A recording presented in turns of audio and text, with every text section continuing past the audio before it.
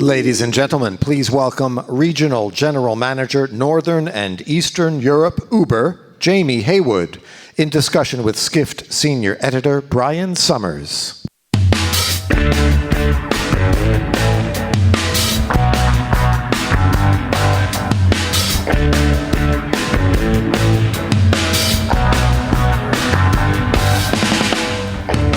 Good afternoon, Jamie. Thanks for joining me here. Afternoon. Yes. Just before we start here, Jamie's company has been in the news quite a bit the last month or two. You probably understand why. He's not going to be able to talk about the IPO. He'd prefer not to break any securities laws in any countries. So we just have to leave that there. I'm sorry. But we have plenty. We have plenty. And you did make an announcement today here in London. You're going to be integrating public transport information in the app. So tell us about that.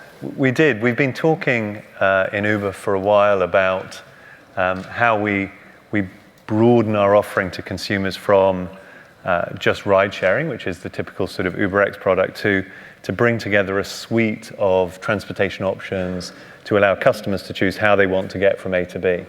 And today's announcement of the integration of public transport, London's public transport, into the app is a key part on that journey. So what we're announcing today is the integration of all of TfL's tubes and buses with departure information onto the app, so that when a rider goes on, types in a destination, of the options that will be given to them in London, transportation with the expected arrival time and the cost will be put right next to the equivalent journey on an UberX, or if you're in another market, for example, a jump bike or a pool ride.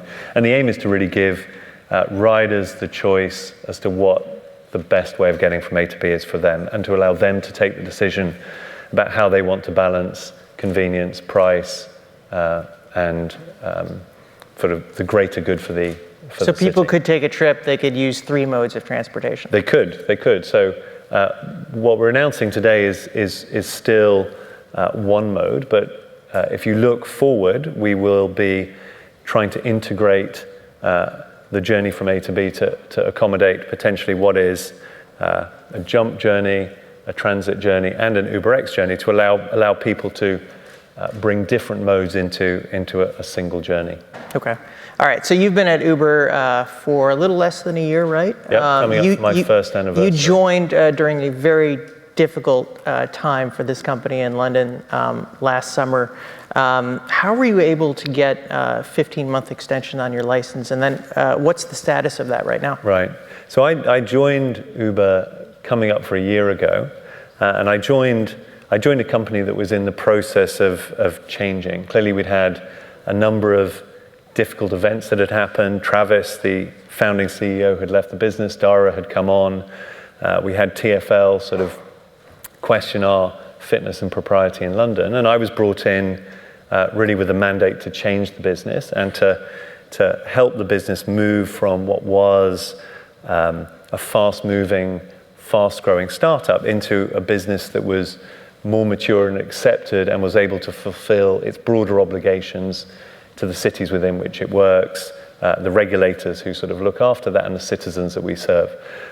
So that's the journey I've been on, and I think we're making good progress in that area. If we go back to then your question on the license renewal, about 3 weeks after I joined, the magistrate decided to award us a 15-month extension to our license, which is a kind of probationary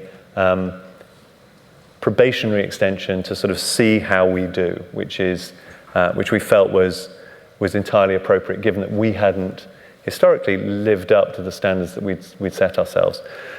Where I think we stand now is just in a much better place than we were. So I feel very confident we're on the right track. I think when I say that, I look firstly at the improvements we made in the areas of safety.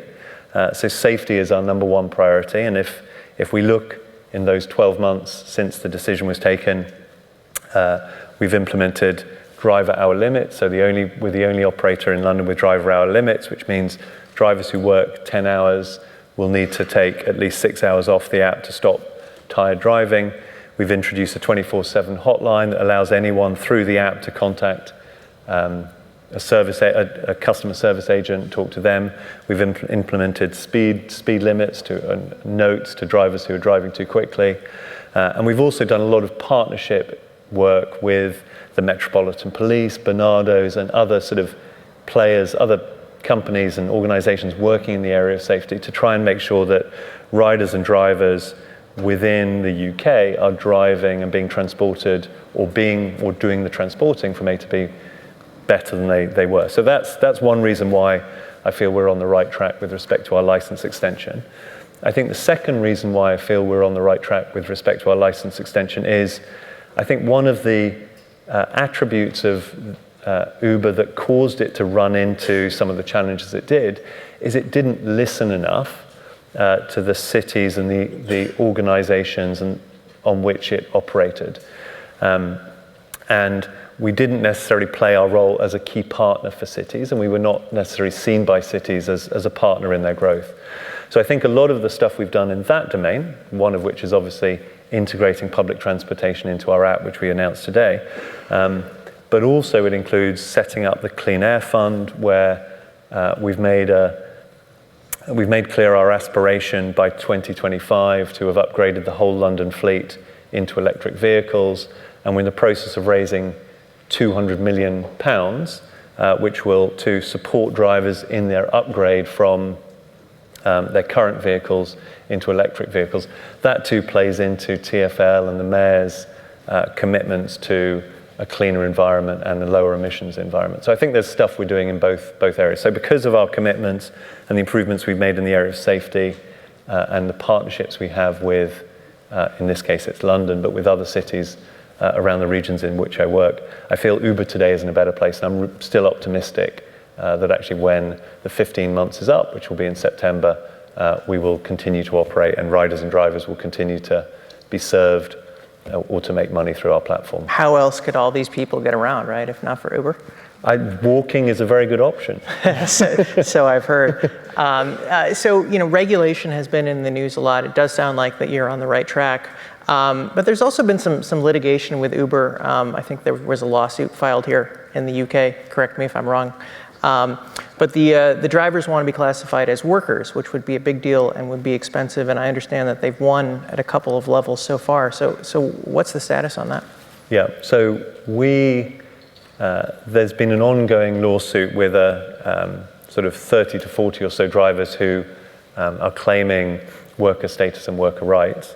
That is going to the Supreme Court in the end of this year, beginning of next year.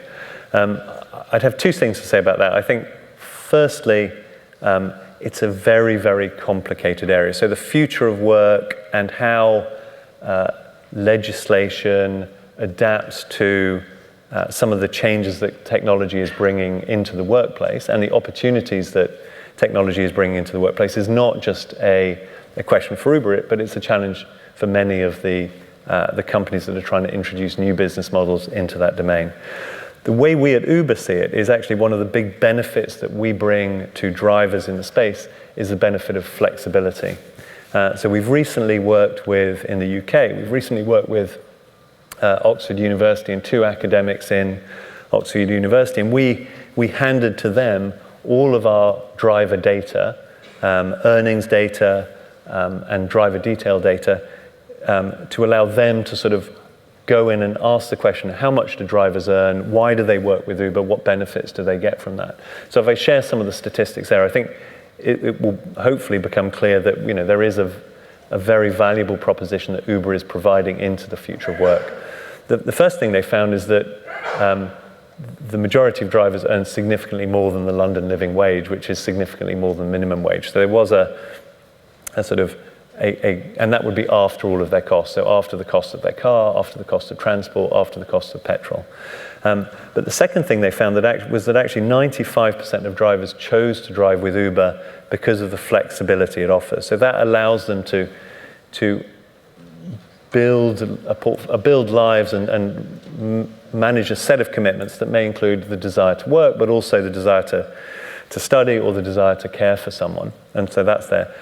So that's an important component. And that 80% of drivers who have previously been in full-time work actually said that they would be required to be paid 25% more to go back into full-time work, which provides a very sort of real and tangible data point that shows that flexibility is well valued. Now, I think the difficulty that when, that which is a very real proposition and a very real benefit that our drivers value, and, I've driven on the platform in Uber in London, and I talk to drivers regularly. Are you a 5-star driver? I am actually a 5-star driver, and that's not with any tampering in the back end. But anyhow, that's what drivers are telling me. But I think the difficulty is trying to reconcile that with some of the legislation and work practices that were really grounded in kind of Victorian manufacturing industries, which are much more geared into shift work in large factories. And that sort of juncture where the future meets the past is made very real in the future of work. Now, Uber did lose in the Court of Appeal, as I understand it. If you sound pretty chipper about this, but if you lose, it will be expensive for the company and the people who ride it, right? So we're confident that the case that we've made is a valid one. I mean, it's important to know that the decision at the Court of Appeal was not unanimous, which shows that actually it really is a point of valid debate. The reason also why I'm optimistic is actually if we look at some of the work being done by Matthew Taylor with the UK government, and also some of the good work stuff being done by the government, actually we support many of the things that they are saying. So I think there is an alignment that we need to provide good work to drivers, and we as citizens in the UK need to provide good work to workers in the UK. And I feel we're quite aligned with the government and many of the sort of broader civic sentiments around what constitutes good work. So I think to the degree to which we live up to that aspiration and deliver against that aspiration, we will be fine. Okay. We've talked quite a bit about drivers here because you couldn't run your platform without it. But Uber has done some research about driverless cars. I mean, do we have any idea how far along, when I'll come to London, I'll be picked up by a driverless car? So we, at Uber, we have our own sort of autonomous vehicle business. And actually the way we see driverless cars and the introduction of driverless cars is perhaps slightly different to the way others see it. So we don't see there being a point in the future where suddenly driverless cars become the mode by which everyone gets around everywhere. So if you look at the way driverless car technology is evolving, actually it can already solve some fairly simple use cases, but there are some use cases that it just can't solve, and it won't solve for many years. So as soon as it's snowing, windy, and there are lots of pedestrians, those use cases are many, many years out. But in situations where there's relatively little traffic, there's relatively few pedestrians, those can be solved already today. So the way we view it is actually, we see that the introduction of driverless cars will really happen in many, many phases, and that there will be certain easy routes. So maybe when you're picked up and the journey to the car rental station or the journey to the bus stop, those are things that could be solved relatively early. But when it comes to getting around central London late at night, that will come later. And the great thing about our platform within Uber is because we have the scale, we can introduce autonomous vehicles in stages as the technology evolves, rather than having to solve the whole of a city like London or LA in one go. Okay. And then just one other thing, and that's why actually if you look at the work being done within our autonomous vehicles center, it includes not just the technology for autonomous, but it also includes the technology for how other third-party autonomous providers would plug into our platform. So it's both a sort of third-party and a first-party approach. Okay. I wanted to bring you back just something specific to London. You've introduced a couple of new surcharges recently. One of them, the environmental surcharge that we discussed briefly. Yep. That's 15p a mile. And then one, is it £1 per trip for congestion pricing? Yep. Here's what I'm curious about. Does that affect demand at all? I mean, the price has gone up quite a bit. Yep. So it's a great question. The reality is no one likes to pay more than they feel they should for anything. So what I think is interesting with both of those charges is actually Londoners were very bought into the rationale for the charges. And so if I go into the rationale and sort of explain how we position those charges to make them acceptable and make riders willing to bear the additional costs. The first charge is effectively the congestion charge, where historically private hire vehicles like those who drive on our platform were exempt, along with black taxis, black cabs, and the exemption charge was lifted. So the rationale for that is London is too congested. We want to reduce congestion in London. That is completely a goal that we share, and we're doing many things to try and help it, like introducing pool trips and pushing pool trips, which is where we have riders share a single car, the introduction of transit today, and hopefully in the future, the introduction of bikes. So I think Londoners are very bought into the costs of congestion and the fact that there are associated inconveniences or costs that they have to bear. The way we came up with the £1 charge, which is how we've helped drivers do that, is actually the people who bear that cost initially are drivers. So Uber drivers have to pay the £10.50 incremental charge a day for driving in London. So what we've done is we've done the work to say, for an average driver who's driving in central London, how much would we have to give them to leave them net neutral? And I think the idea of leaving drivers fairly paid and reducing London congestion are both purposes that would play well with Londoners and costs that they were willing to bear. On the other side, which is the 15p per kilometre, actually that is TfL has introduced what's called a ULEZ charge, which is trying to reduce emissions. And our approach to that has been slightly different. So our approach to that is actually that the best way of reducing emissions is to give drivers an incentive to move into electric vehicles. So that's where the Clean Air Fund came from, and therefore the 15p per kilometre is actually going into a savings account for every individual driver, and that savings account then helps them pay the down payment on an electric vehicle. And that we expect by the end of sort of 2021, 2022 will allow us to support drivers to invest £200 million in upgrading to electric vehicles and fulfill our obligation to be fully EV by 2025. And again, I think Londoners also appreciate the fact that clean air is a good thing. And so whilst in both situations TfL was the primary actor, TfL was the one who introduced the congestion charge, TfL was the one who introduced the emissions charge, I think that those are charges to address things that Londoners genuinely find concerning. And I suspect as you look forwards over the next 3 to 5 years, we'll find similar initiatives being launched to try and clean up the air of cities and reduce congestion in cities outside of London as well. I'm still curious a little bit about this pricing model. Yep. When you're trying to align supply with demand, how much do you have to raise prices as far as surge goes in order to get people to drop out, or folks willing to pay quite a bit? Yeah, we don't quite see it that way. Okay. So as many of you who have used Uber will know, that one of the ways that we try and clear the market, so we operate a two-sided marketplace where we are trying to match rider demand with driver supply. And one of the key levers we have is the price that is quoted to both parties for a particular trip. And surge pricing kicks in when we see that there's a significant imbalance between demand and supply. In other words, demand is significantly more than supply.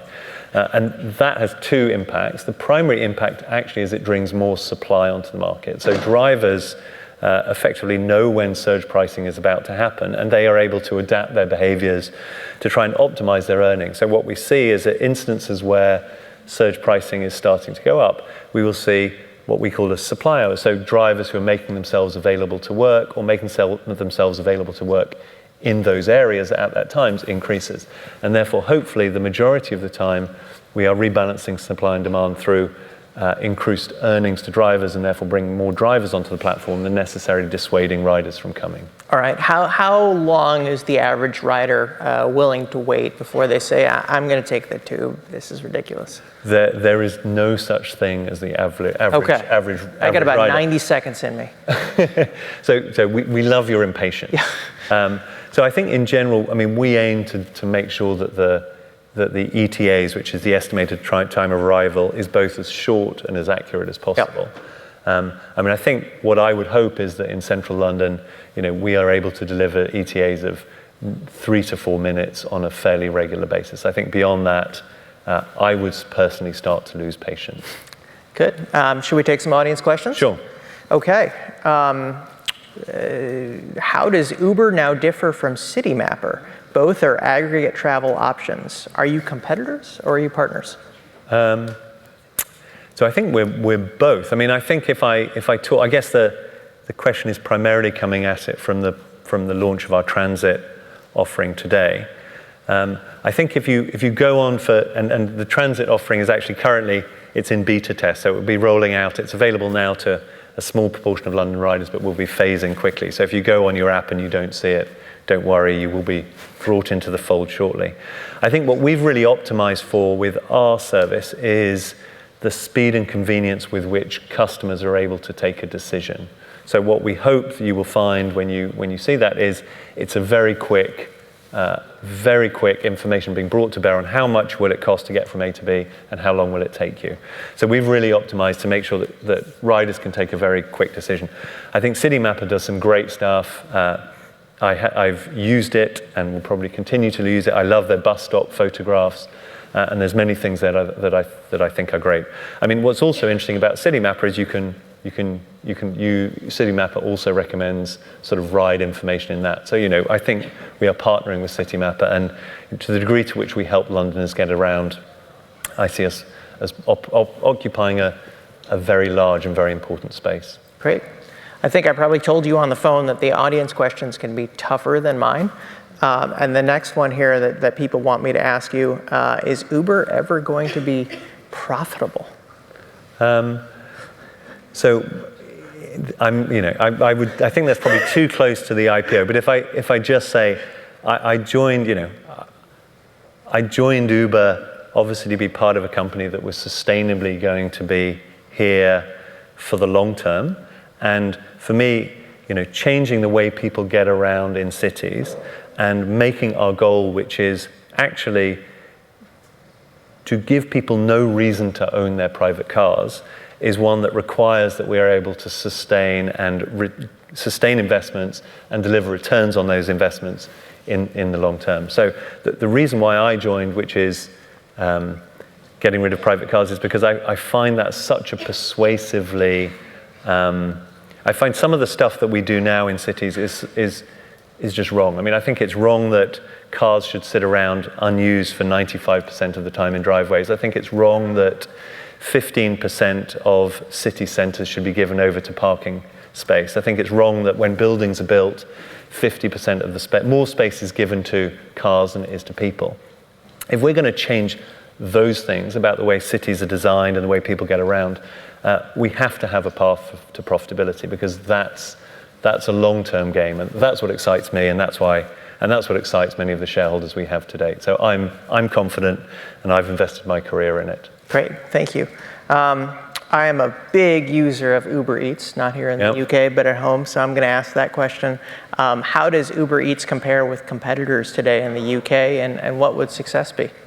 So I think, the key competitors in the UK are obviously guys like Deliveroo or Just Eat. So, we're all, it's primarily a combination of selection, so that the range of restaurants and the range of meal options that you're able to bring to eaters, and then the convenience with which you can deliver that against a commitment. So I think we've got some great offerings that we have within Uber Eats. We obviously have the deal with McDonald's, which allows all McDonald's lovers to get Big Mac and fries as fast as you ever possibly could.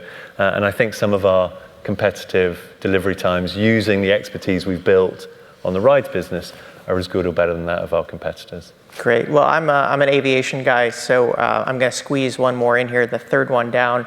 How long until we see something like Uber air taxis in congested cities, or is the tech and legislative safety landscape just too tough?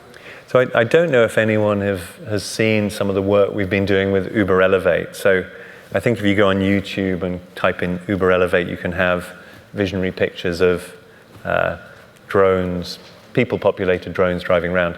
So I think it is very much a future bet. I do think there are use cases where actually air taxis is a very good solution, where having to pull people through dense city centres is adding to congestion, and in ways that could probably better be dealt with by taking people over the top to particular destinations outside of the city centre and sort of bypassing the streets forever. It's a long-run plan that we have, and I think there's work we're doing with a lot of partnerships to work out how we make sure that would be safe. How does the regulation work? How do the sort of hub and spoke models of that transportation world work? So watch this space. Great. I mean, I don't want to seem like a cranky old man, but I will believe it when I see it. Right. I think you're younger than me. Okay. We are out of time. Thank you so much. Thanks, Brian. Thank you.